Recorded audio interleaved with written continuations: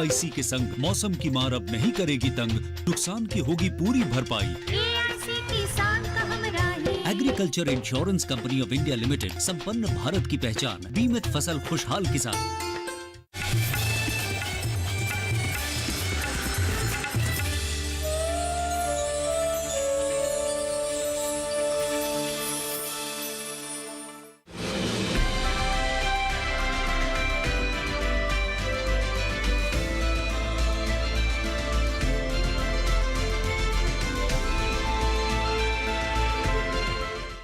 नमस्कार, आप देख रहे हैं दूरदर्शन किसान। खेती और किसानी से जुड़ी नवीनतम जानकारियों के साथ इस खास कार्यक्रम में आप सभी का स्वागत है। मैं हूं ज्योत्सना टंडन। आइए बताते हैं क्या है नया आज के कार्यक्रम में। नेफेड ने अपनी वार्षिक आम सभा की बैठक की आयोजित। प्रधानमंत्री पीएम किसान योजना के तहत 9 करोड़ किसानों के खाते में 18,000 करोड़ रुपए करेंगे जारी। भारत में कोरोना संक्रमित मरीजों के मामले 3 लाख से हुए कम, 163 दिनों में सबसे कम। खरीफ विपणन सीजन 2020-21 के दौरान न्यूनतम समर्थन मूल्य का क्रियान्वयन। अब आइए खबरें देखते हैं विस्तार से। 23 दिसंबर 2020 को नेफेड ने अपनी वार्षिक आम सभा की बैठक नई दिल्ली के national cooperative union of India auditorium में आयोजित की। आइए देखते हैं क्या हुआ इस बैठक में। सर, आज जो जनरल मीटिंग आयोजित किया गया है वार्षिक जो 63 है, सर इसका क्या उद्देश्य है? देखिए, एक साल में एक जनरल बॉडी मीटिंग होनी आवश्यक है, जो कि ऑडिट एंड बैलेंस शीट को और पूरे साल का लेखा जोखा आम सदस्यों के सामने रखा जाता है। बोर्ड की मीटिंग तो टाइम टू टाइम होती रहती हैं, लेकिन एक जनरल बॉडी में जब तक ये पास ना हो तो कानून के हिसाब से इसको पास नहीं माना जाता है, पारित नहीं माना जाता है। तो आज खुशी की बात यह है कि नेफेड को 62 साल हो गए हैं किसानों की सेवा में और आम आदमी की सेवा में। खासकर पल्सीज के मामले में भारत सरकार ने नेफेड को अपना नोडल एजेंसी बनाया है। एकमात्र संस्था है जो सभी तरह की तिलहन और दलहन खरीद के और जहाँ भी ज़रूरत होती है जिस भी स्टेट में उसको भिजवाते हैं, जो भी, और स्टोर भी करते हैं। तो इसी तरह से नेफेड का पहली बार ऐसा हुआ है कि 20% डिविडेंड अपने आम सभा के मेंबर्स को नेफेड ने दिया है। ये एक ऐतिहासिक रिकॉर्ड है कि आज तक 20% कभी नहीं दिया गया। और मेरा ये मानना है कि जिस तरह से इसके शेयर होल्डर्स पूरे उत्साह के साथ इसका शेयर भी खरीद रहे हैं, इसका कारोबार भी बढ़ रहा है। जैसा कि मैंने अपनी स्पीच में भी कहा, इस करंट ईयर का नेफेड का तकरीबन 500 करोड़ रुपए का प्रॉफिट होगा। तो कहाँ नेफेड पहले घाटे में थी, आज गवर्नमेंट के सहयोग से, विशेषकर मैं आदरणीय मंत्री जी तोमर साहब का, रूपाला साहब का, श्री संजय अग्रवाल जी सेक्रेटरी साहब का, इनका विशेषकर आभार व्यक्त करता हूँ नेफेड का अध्यक्ष होने के नाते कि उन्होंने नेफेड की हर संभव मदद की है। चाहे वो श्रीनगर से सेब खरीदने की बात हो या देश में ओनियन के क्राइसिस की बात हो। हमने 1 लाख मीट्रिक टन प्याज खरीद के रखा था। पिछले कुछ चंद दिनों में प्याज जब महंगा हुआ तो नेफेड ने हिंदुस्तान के हर एक हिस्से में प्याज भिजवा करके उन प्राइसेस को कंट्रोल करने का काम किया। तो जो भी गवर्नमेंट ने ड्यूटी दी है नेफेड की, वो बेखूबी से नेफेड ने निभाई है। और नेफेड की ये विशेषता है कि डायरेक्ट किसान से खरीद करते हैं। जी। प्राइस सपोर्ट स्कीम के बारे में भी पूरा नेफेड अपने पूरे टारगेट पूरे करता है। जी। तो इन्हीं शब्दों के साथ आज सर जैसे आपने बताया कि 500 करोड़ रुपए का फ़ायदा हुआ है, ये किसानों को इससे सर कितना फ़ायदा होगा, और जो आप जो खरीद कर रहे हैं वो सर एमएसपी रेट पर कर रहे हैं, किस तरह से उसको कर रहे हैं, आगे के क्या सर फ्यूचर है? देखिए, हम जितना गवर्नमेंट टारगेट देती है मिनिमम सपोर्ट प्राइस के लिए, उसका पैसा गवर्नमेंट देती है, और जो कॉमर्शियल परचेज होती है वो हम किसान से डायरेक्ट ख़रीदते हैं। उसको किसान को ये है कि बीच में उसका बिचौलिया ख़त्म हो जाता है। हम सोसाइटी के माध्यम से या फेडरेशन के माध्यम से उसको ख़रीदते हैं।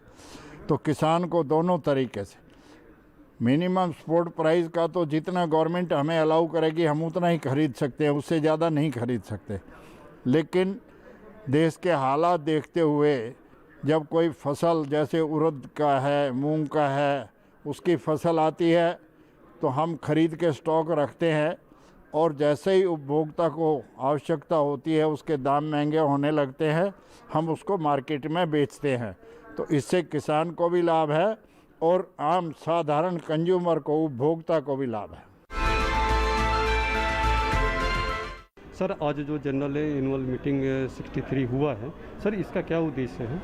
देखिए, जो हमारा MSCS एक्ट है उसमें जो भी कोऑपरेटिव संस्थाएं हैं उनका साल में एक बार एनुअल जनरल बॉडी मीटिंग होना होता है। तो ये हमारा जो ड्यू होता है वो सितंबर मंथ में होता है। कोविड के कारण हमने स्पेशल परमिशन लिया जो सेंट्रल रजिस्ट्रार है उनका, कि इसको लेट किया कि भाई तब तक स्थिति थोड़ी सुधर जाएगी तो लोग आ पाएंगे। फिर भी हमारे जो मेंबर्स हैं उसमें से कुछ लोग आ पाए, बाकी लोग सब जो है उन्होंने मीटिंग अटेंड की है अपने अपने यहाँ राज्य में वर्चुअली। AGM का जो पर्पज़ है वो ये है कि इसमें हमारे एनुअल जो अकाउंट्स हैं वो, और आने वाले साल का जो प्लान है वो, और इस तरह के जो एजेंडा होते हैं, स्टैट्यूटरी एजेंडास जो हैं वो इसमें AGM के सामने रखे जाते हैं और उसको पास कराया जाता है। सर अभी जिस तरह से प्रोक्योरमेंट हो रहा है MSP पर, सर अभी क्या स्टेटस है?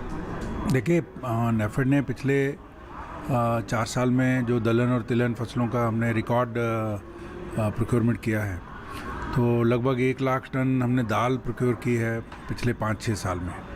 तो इससे हम ये देख रहे हैं कि 4 साल 5 साल में जो हमारे दालों के रेट कंट्रोल में हैं, और उसके बाद इसका एरिया जो कवरेज है वो बढ़ता ही जा रहा है और प्रोडक्शन भी बढ़ रही है, और लगभग हम जो दालों के मामले में इंडिपेंडेंट हो गए, और बहुत कम आयात करना पड़ता है। जो हम ग्रो नहीं करते हैं, जैसे पीला मटर है या मसूर है थोड़ा बहुत, वो हम इंपोर्ट करते हैं।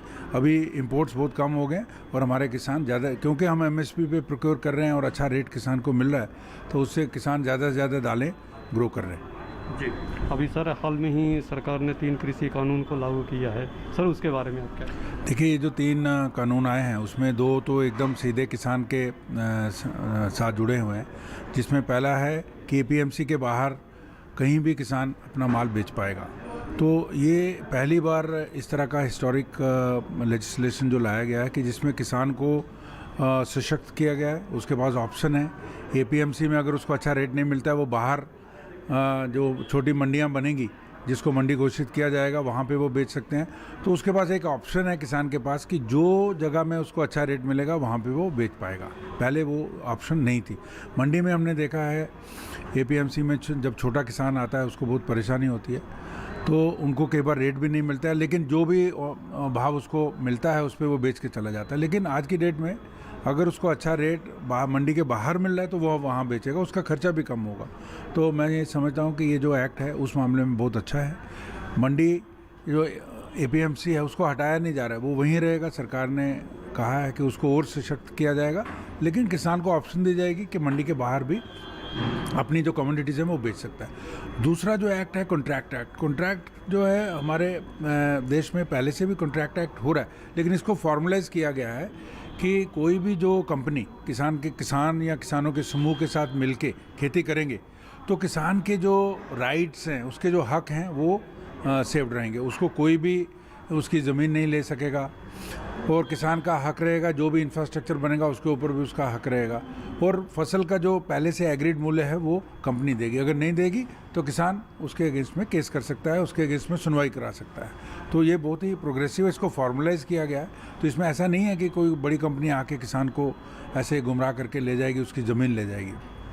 तो इसमें ये जो प्रोविज़न रखा गया है कॉन्ट्रैक्ट एक्ट का, और इसमें अभी जैसे हमारे कृषि मंत्री जी ने भी बार बार कहा है कि इसको और स्ट्रेंथन करने के लिए जो जो सुझाव आते जाएंगे सरकार करेगी कि किसान, जो छोटा किसान है, उसको कोई भी जो भी एग्रीमेंट होता है उससे जो चीट ना करे, उसको किसान को धोखा ना हो, जो उसके साथ एग्रीमेंट किया गया है उसको इम्प्लीमेंट किया जाए। जी सर, जो एपीएमसी मार्केट के बाहर की जो बात है, अभी आपने सर मीटिंग में भी आपने बताया है कि कुछ नेफेड मंडी को भी बाहर में एग्रीमेंट कर रहा है। देखिए, हम एक राष्ट्रीय मार्केटिंग ऑर्गेनाइजेशन है एग्रीकल्चर सेक्टर में, तो हमने कुछ इनिशिएटिव लिए हैं जिसमें जो एफपीओज़ हैं या कोऑपरेटिव सोसाइटीज़ हैं, उनके साथ मिलके मंडियों के बाहर छोटी मंडियां बनाई जाएं, जिसमें बेसिक इंफ्रास्ट्रक्चर जो है ग्रेडिंग, सॉर्टिंग, पैकिंग का, प्री कूलिंग का वो इंफ्रास्ट्रक्चर रहेगा, और एक वर्चुअल प्लेटफॉर्म भी रहेगा जहां पे किसान जो एफपीओज़ हैं उस एरिया के, वो अपने घर के पास जो मंडी है वहां पे आके बेच पाएंगे। लेकिन उसमें उनको बेचना है या नहीं, उसका निर्णय किसान ही लेगा। तो ये इस मॉडल पर हम काम कर रहे हैं, और इसमें जो भी फंड्स चाहिए वो एफपीओज़ या जो भी कोऑपरेटिव सोसाइटीज़ हैं वो एग्री इंफ्रास्ट्रक्चर फंड से फंड लेंगे, उसको डेवलप करेंगे मंडी को। तो मैं समझता हूँ कि ये बहुत ये जो हमारा इंटरवेंशन है, इससे छोटे किसान को जो दूर जाके ट्रांसपोर्ट करके अपना माल नहीं बेच पाता है, अपने घर के पास वो ट्रांसपेरेंटली उसको बेचने की सुविधा किसान को मिलेगी। तो अभी समय हो चला है एक छोटे से ब्रेक का। जल्द लौटेंगे वापस, कहीं मत जाइए, देखते रहिए दूरदर्शन किसान।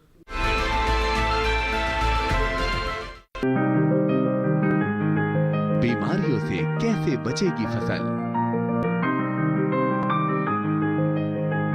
मवेशियों की मुश्किलों का क्या है हल? कहां से लाएं बीज, कितनी लगेगी खाद? किसानों के हर फोन का विशेषज्ञ देंगे जवाब।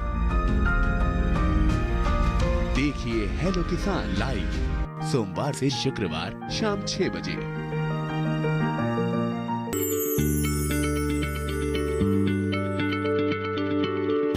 क्या आप किसी बीमारी से परेशान हैं? चाहते हैं डॉक्टर की सलाह? तो हम हैं आपके साथ, बताएंगे आपको जीने की राह। समस्याएं आपकी, समाधान देश के मशहूर विशेषज्ञों के। घर बैठे बात करें देश के जाने माने डॉक्टरों से। हमारे लाइव प्रोग्राम स्वस्थ किसान में हर शनिवार शाम 6 बजे से 7 बजे तक। ब्रेक के बाद एक बार फिर आप सभी का स्वागत है। आइए बढ़ते हैं आगे। 25 दिसंबर को प्रधानमंत्री किसान सम्मान निधि योजना की 7वीं किस्त भारत रत्न स्वर्गीय अटल बिहारी वाजपेयी के जन्म दिवस के दिन ट्रांसफर की जाएगी। आइए देखते हैं इस रिपोर्ट में क्या है खास। 25 दिसंबर अटल बिहारी वाजपेयी जी का जन्मदिन है। इस दिन भारत सरकार सुशासन दिवस के रूप में देश भर में मनाती है। मोदी जी के प्रधानमंत्री बनने के बाद सुशासन की दृष्टि से,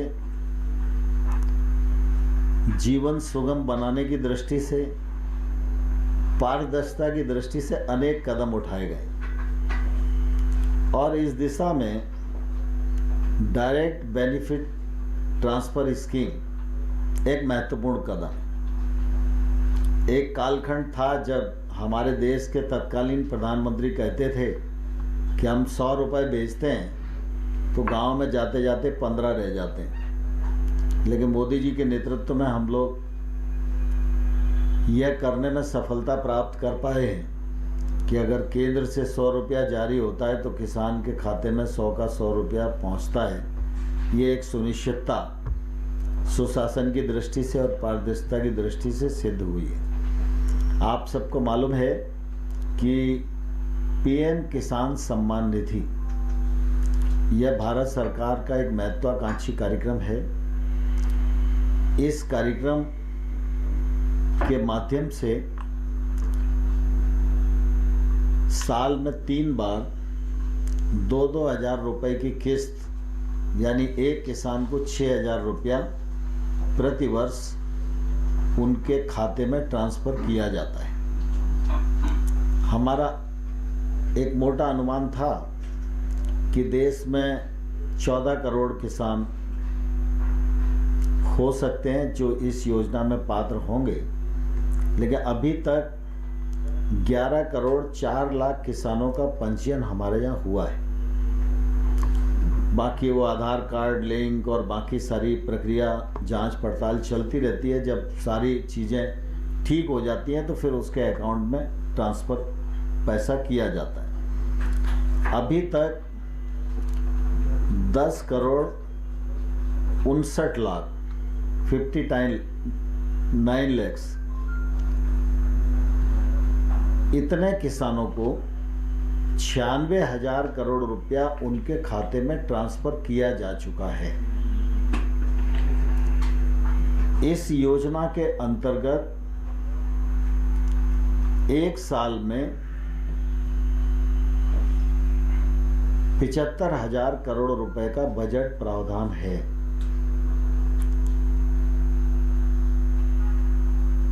पच्चीस दिसंबर को जब सुशासन दिवस है, उस दिन 9 करोड़ किसानों को 18,000 करोड़ रुपया एक बटन दबाकर 2 घंटे के भीतर 9 करोड़ किसानों को उनके अकाउंट में ट्रांसफर किया जाएगा। इस कार्यक्रम में मुख्य अतिथि के रूप में माननीय प्रधानमंत्री नरेंद्र मोदी जी रहेंगे। 12 बजे ठीक यह कार्यक्रम प्रारंभ होगा। इसका सीधा प्रसारण भी होगा और इस कार्यक्रम में 6 राज्यों के 6 किसानों के साथ जो भिन्न भिन्न स्कीमों के लाभार्थी होंगे, कोई केसीसी का लाभार्थी होगा, कोई सम्मान निधि का लाभार्थी होगा, कोई एफपीओ का लाभार्थी होगा, कोई इंफ्रास्ट्रक्चर फंड का लाभार्थी होगा, तो उसका अनुभव और उनके साथ वार्तालाप ये 6 किसानों के साथ प्रधानमंत्री जी बातचीत करेंगे और प्रधानमंत्री जी का फिर उद्बोधन भी इस कार्यक्रम में होगा। इस कार्यक्रम की जो रचना है उसमें यह कार्यक्रम देश के विकास खंड स्तर पर संपन्न होगा। सभी विकास खंडों पर बड़ी मात्रा में किसान आवे, यह प्रयत्न किया गया है और ऑनलाइन भी लोग इस कार्यक्रम से जुड़ें, इसके लिए कृषि मंत्रालय ने प्रयत्न किया है। आज कितना बड़ा मुझे मालूम नहीं, लेकिन कल शाम तक 2 करोड़ किसान अपने आप को इस कार्यक्रम में जोड़ने के लिए रजिस्टर्ड करा चुके हैं। अभी आज का दिन, कल का दिन हमारे पास शेष है और फिजिकली भी प्रयत्न हर विकास खंड पर हो रहा है और बड़ी मात्रा में इसमें सभी जनप्रतिनिधि अपने अपने क्षेत्रों में उपस्थित रहें, मंत्रीगण भी इन कार्यक्रमों में जाएं। इसके लिए हम लोगों ने व्यवस्था बनाई है। भारत ने वैश्विक महामारी के विरुद्ध लड़ाई में आज अनेक उल्लेखनीय उपलब्धियां दर्ज की हैं। देश में कोविड-19 से संक्रमित मरीजों की संख्या घटकर 3 लाख से नीचे हो गई है, जो कि अब तक के कुल संक्रमित मरीजों की संख्या की तुलना में 3% से नीचे हो गई है। पिछले 24 घंटों में कुल संक्रमित मरीजों की संख्या में 11,121 मामलों की गिरावट दर्ज की गई। आइए देखते हैं इसी पर आधारित ये विशेष रिपोर्ट।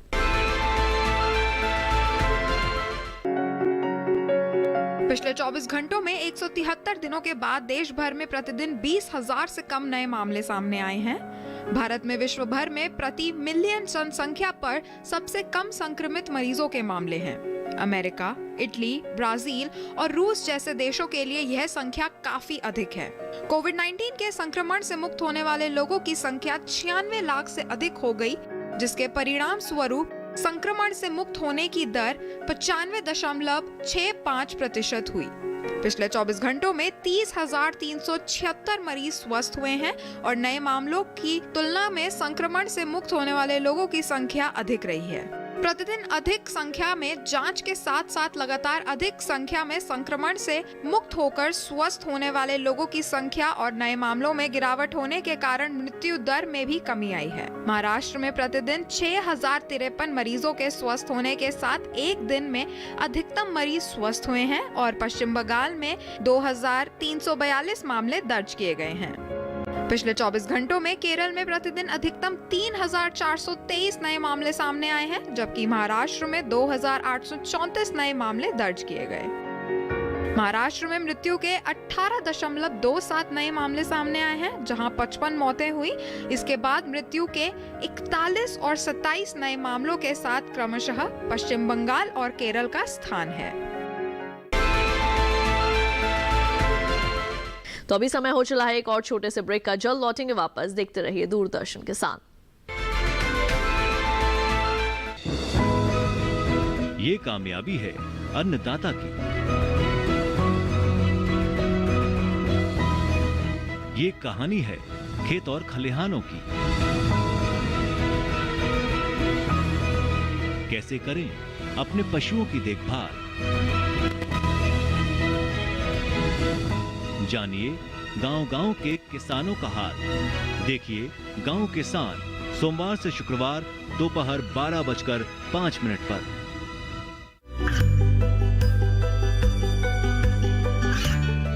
गांवों और पिछड़े क्षेत्रों में सरकारी योजनाओं की जानकारी पहुंचा।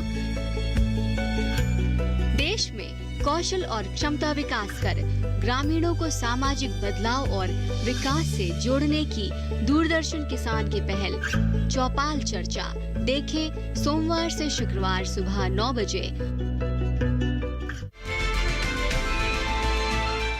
ब्रेक के बाद एक बार फिर आप सभी का स्वागत है। आइए बढ़ते हैं आगे। वर्तमान खरीफ विपणन सीजन 2020-21 के दौरान सरकार ने अपनी मौजूदा न्यूनतम समर्थन मूल्य योजनाओं के अनुसार किसानों से एमएसपी पर खरीफ 2020-21 फसलों की खरीद जारी की है। 16,865.81 करोड़ रुपए की मूल्य की 57,83,122 कपास की गांठों की खरीद की गई है, जिससे लगभग 11,24,252 किसान लाभान्वित हुए हैं। आइए देखते हैं इसी पर आधारित ये विशेष रिपोर्ट। खरीफ 2020-21 के लिए धान की खरीद पंजाब, हरियाणा, उत्तर प्रदेश, तेलंगाना, उत्तराखंड, तमिलनाडु, चंडीगढ़, जम्मू एवं कश्मीर, केरल, गुजरात, आंध्र प्रदेश, छत्तीसगढ़, ओडिशा, मध्य प्रदेश, महाराष्ट्र, बिहार और झारखंड जैसे राज्यों एवं केंद्र शासित प्रदेशों में सुचारू रूप से चल रही है। पिछले वर्ष के 333,74,000 मीट्रिक टन की तुलना में इस वर्ष 412,91,000 मीट्रिक टन से अधिक धान की खरीद की जा चुकी है और इस प्रकार पिछले वर्ष के मुकाबले धान की खरीद में 22.25% से अधिक की वृद्धि दर्ज की गई है। कुल 77,957 करोड़ 83 लाख रुपए के एमएसपी मूल्य के साथ वर्तमान में जारी केएमएस खरीद प्रक्रिया से लगभग 48,56,000 किसान अभी तक लाभान्वित हो चुके हैं।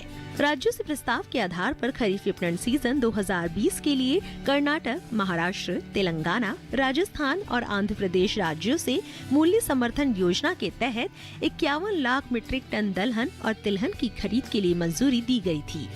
सरकार ने अपनी नोडल एजेंसियों के माध्यम से 1,050 करोड़ 8 लाख रुपए की एमएसपी मूल्य वाली मूंग, उड़द, मूंगफली की फली और सोयाबीन की 1,95,899.38 मीट्रिक टन की खरीद की है। इसी तरह 19 दिसंबर 2020 तक 52 करोड़ 40 लाख रुपए के एमएसपी मूल्य पर 5,089 मीट्रिक टन कोपरा की खरीद की गई है, जिससे कर्नाटक और तमिलनाडु के 3,961 किसान लाभान्वित हुए हैं। कोपरा और उड़द के संदर्भ में अधिकांश प्रमुख उत्पादक राज्यों में दरें एमएसपी से अधिक है।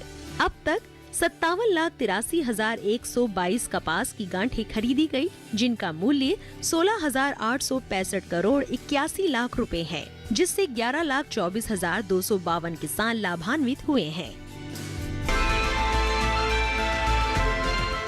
तो आज के खास कार्यक्रम में बस इतना ही। मुझे दीजिए इजाजत। आप देखते रहिए दूरदर्शन किसान। नमस्कार।